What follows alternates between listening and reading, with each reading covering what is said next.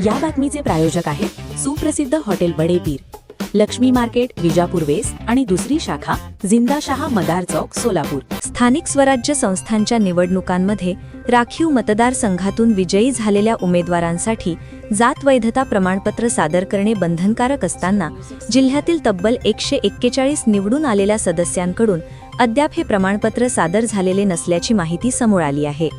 निवडणुकीचा निकाल लागल्यानंतर 6 महिन्यांच्या आत संबंधित उमेदवारांनी जात वैधता प्रमाणपत्र सादर करणे आवश्यक आहे। मुदतीत प्रमाणपत्र सादर न केल्यास संबंधित सदस्यांना अपात्र ठरवण्याची तरतूद आहे। नगर परिषद, महापालिका, जिल्हा परिषद आणि पंचायत समिती या 4ही स्तरांवरील सदस्यांचा या प्रलंबित यादीत समावेश आहे।